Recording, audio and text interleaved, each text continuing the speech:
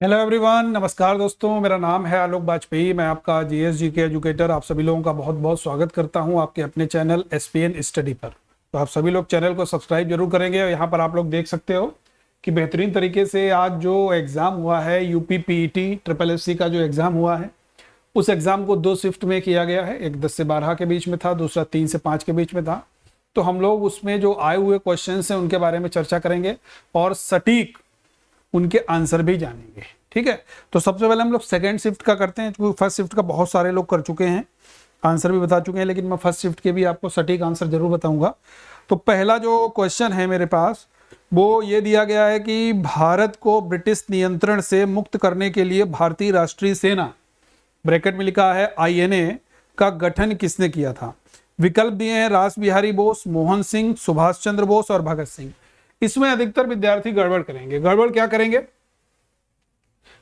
करेंगे इसमें सुभाष चंद्र बोस लगभग लोगों ने लगाया होगा, लेकिन क्योंकि सुभाष चंद्र बोस और रास बिहारी बोस दोनों आंसर दिए हैं, दोनों विकल्प दिए हैं, तो यहां पर आंसर आप रास बिहारी बोस लगाना है, सुभाष चंद्र बोस नहीं लगाना। रास बिहारी बोस ये हो जाएगा आईएनए वाले। इन्होंने भाई आईएनए बनाया, बाद में ये आजाद हिंद फौज जब बनता तब सुभाष चंद्र बोस ये बाद में हो जाता है उसके नाम से। तो यहां पर आईएनए दिया गया है, तो आपको रास बिहारी बोस लगाना है। ठीक है, याद रहेगा। दूसरा क्वेश्चन दिया गया है, निम्नलिखित में से कौन पृथ्वी पर सबसे बड़ा अंतःस्थलीय जल निकाय है। इसको दूसरे हम लोग लैंग्वेज में कह सकते हैं। यहाँ पर चूंकि ऑप्शन जो दिए गए हैं वो इनमें से कोई नहीं सबसे पहले दे दिया गया है, हालांकि अमूमन सबसे बाद में होता है। कैस्पियन सागर, बैकाल झील और आपका दिया गया है सुपीरियर झील। चूंकि यहाँ पर है, इसको अगर हम दूसरे तरीके से कहें तो ये पूछ रहा है कि सबसे बड़ी झील, तो सबसे बड़ी झील भाई यहाँ पर कैस्पियन सागर आप बता सकते हो, यहां पर कैस्पियन सागर हो जाएगा। ठीक है, तो इसका आंसर क्या हो गया आपका, कैस्पियन सागर हो गया। ठीक है भाई। तीसरा जो सवाल है इसमें पूछा गया है, निम्नलिखित में से कौन स्वतंत्र भारत का पहला भारतीय गवर्नर जनरल।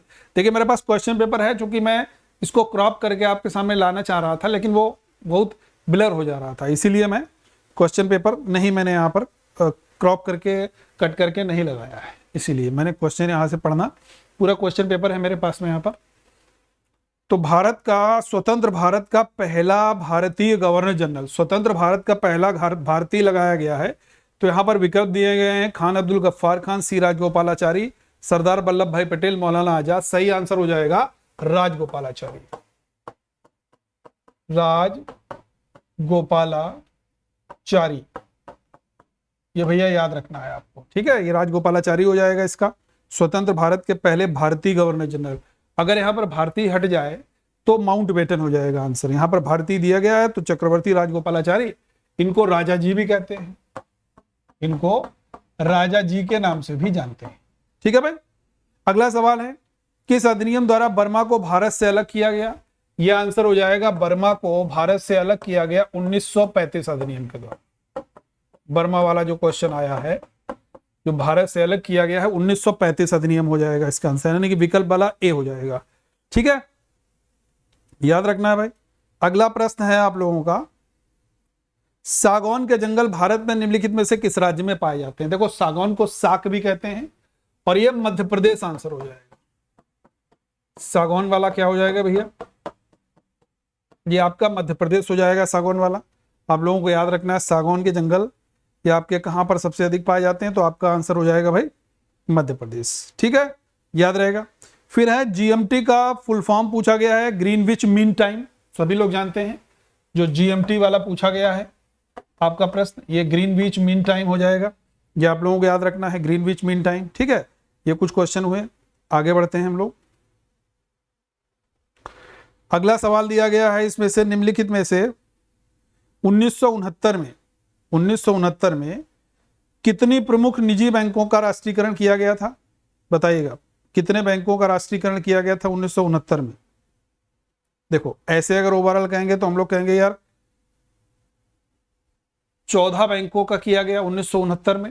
उसके बाद 1980 में 6 बैंकों का किया जाता है। तो यहां पर जो बैंकों का राष्ट्रीयकरण वाला आंसर हो जाएगा वो 14 हो जाएगा। ठीक है भाई, इसको आप लोग करेक्ट कर लीजिएगा, बैंकों का निजीकरण वाला। अगला सवाल है, हरित क्रांति के लिए भारत में आरंभ स्थल के रूप में किसे चुना गया था, तो पंजाब आंसर हो जाएगा।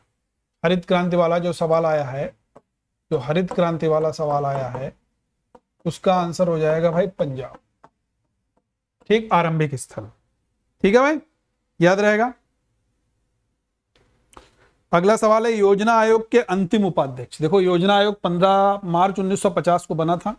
हमेशा योजना आयोग के अध्यक्ष प्रधानमंत्री होते हैं, एक्स ऑफिशियो चेयरमैन होता है प्रधानमंत्री, लेकिन उपाध्यक्ष अंतिम पूछे गए हैं, तो अंतिम मोन्टेक सिंह आलूवालिया थे। अंतिम जो थे वो मोन्टेक सिंह आलूवालिया।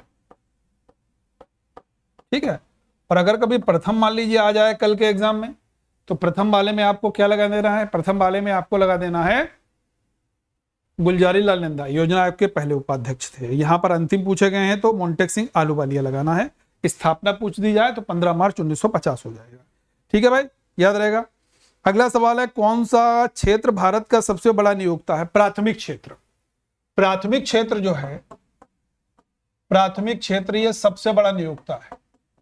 प्राथमिक क्षेत्र जो है ये सबसे बड़ा नियोक्ता है, ये आप लोगों को याद रखना चाहिए। ठीक है भाई, याद रहेगा। अगला सवाल है निम्नलिखित में से मौलिक कर्तव्य कौन सा है?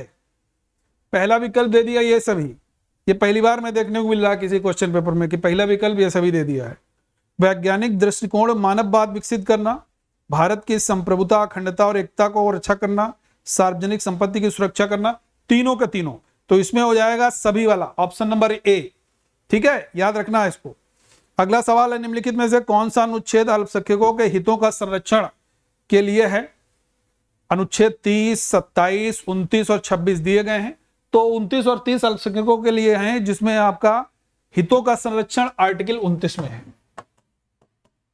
हितों का संरक्षण पूछा जाएगा तो आर्टिकल 29 हो जाएगा, याद रखना है भाई। ठीक है, फास्ट फास्ट करते चले जाइए। फिर एक सवाल दिया गया है 42वें संविधान संशोधन जब 1976 में हुआ है, ये पूछा गया है, उसके अनुसार एक नया डीपीएसपी जोड़ा गया था, वो कौन सा है? तो याद रखिएगा सोशल जस्टिस वाला जो है, समान न्याय और निःशुल्क विधिक सहायता। इसमें क्या हो जाएगा? ये पूछा गया है समान न्याय व निःशुल्क विधिक सहायता हो जाएगा। ठीक है, ये आपका हो जाएगा।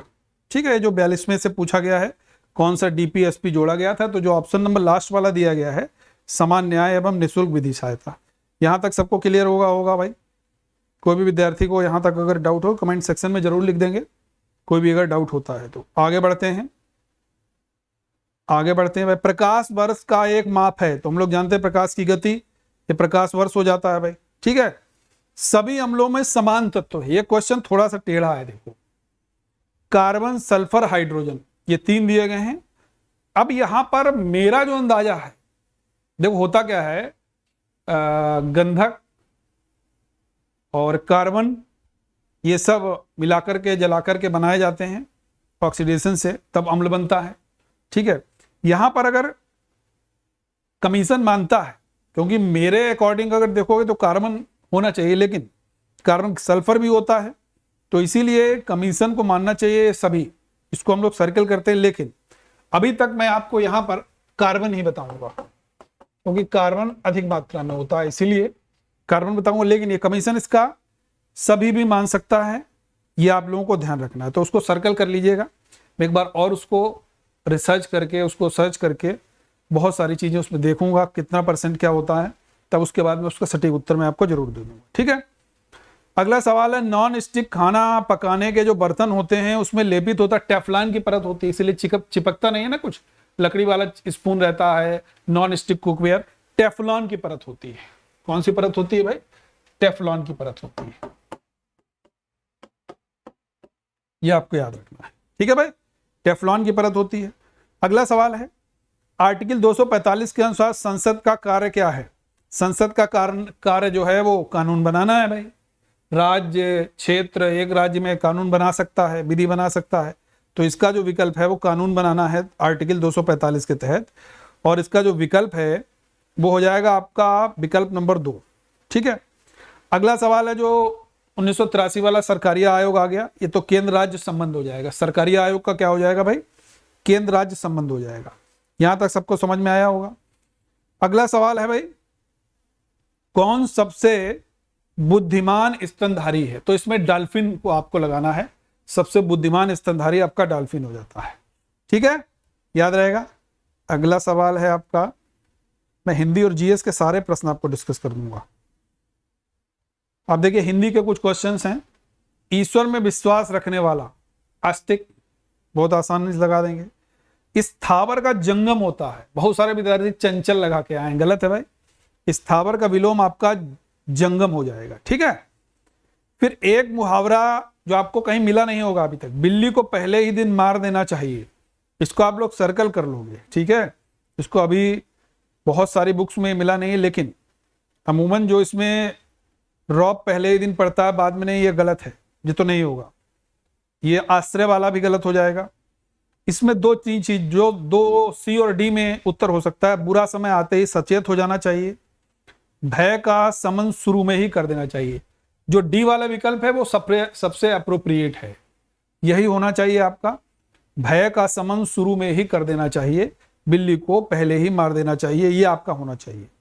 स्वाल का बहुत सारे लोग गलत करके आए हैं, स्वा प्लस अल्प करके आए हैं, गलत है। सु प्लस अल्प होगा, यण संधि है, जैसे स्वागत है ना, सु प्लस आगत, तो ये वाला सही है, सु प्लस अल्प। ठीक है, यण संधि का ये दिया गया है एग्जाम्पल, तो आपको याद रखना है। फिर दिया गया है, मैं इसको थोड़ा सा रफ कर देता हूं ताकि थोड़ा सा और क्वेश्चंस में डिस्कस कर दूं।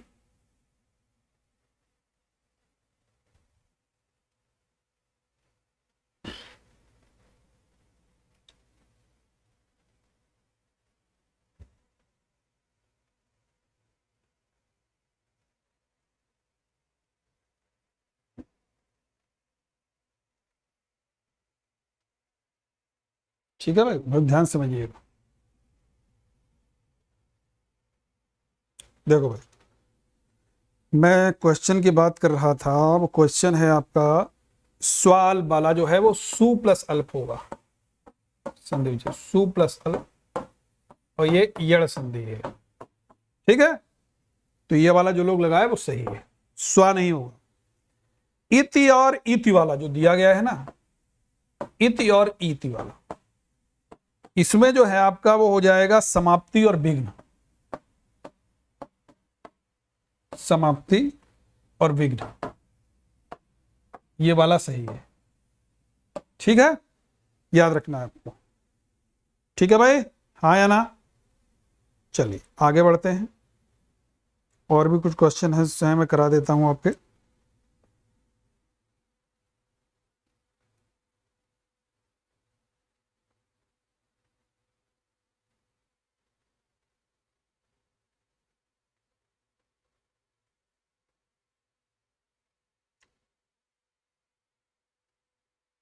इंपॉर्टेंट क्वेश्चन है, वो सारे मैं करा देता हूँ। हाँ, ये वास्को डिगामा वाला पूछा गया है कि किस स्थान पर स्थित है इसका जो मकबरा है वास्को डिगामा का, तो आप कोच्चि लगा सकते हो। ठीक है, कोच्चि लगा सकते हो, वास्को डिगामा का जो टॉम्ब है वो आपका कोच्चि हो जाएगा। ठीक है भाई, याद रहेगा, हाँ या ना?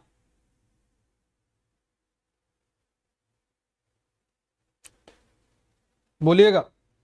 यहां तक अगर किसी विद्यार्थी को कोई डाउट हो तो तुरंत कमेंट सेक्शन में लिखना भाई, क्योंकि इनकी मृत्यु यहीं पर होती है।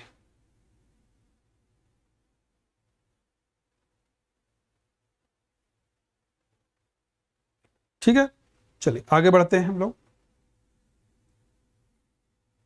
अगला जो सवाल दिया गया है वो दिया गया है उत्तर प्रदेश का एक लोकप्रिय शास्त्रीय नृत्य है, तो इसमें कथक लगाना। कथक चूंकि उत्तर भारत वाला एरिया में होता है तो इसलिए आपको कथक जो विद्यार्थी लगाए हैं वो सही है।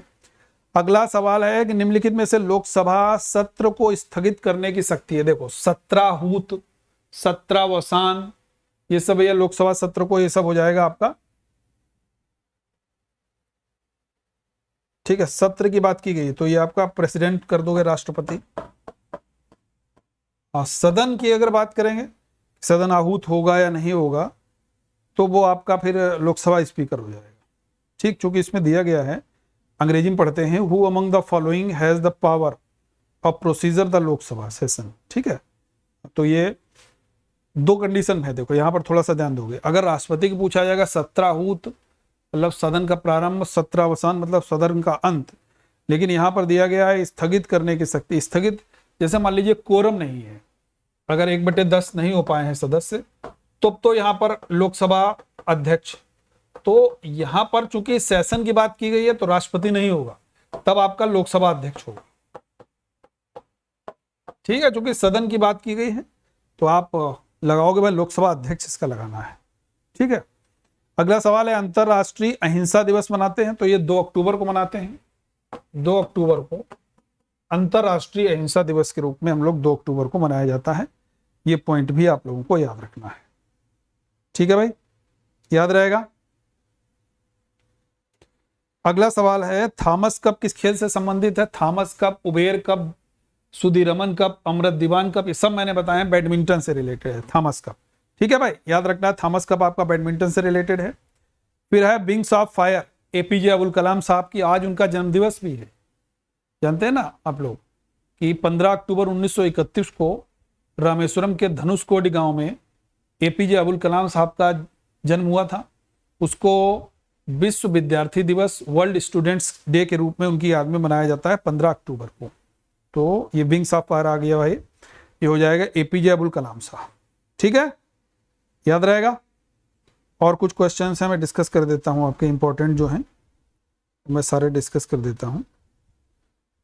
हाँ देखिए, पूछा गया किस शासक के दरबारी कवि हरिसेन थे? तो समुद्रगुप्त के, और इसने एक प्रयाग प्रशस्ति लिखी है, तो ये समुद्रगुप्त आंसर हो जाएगा।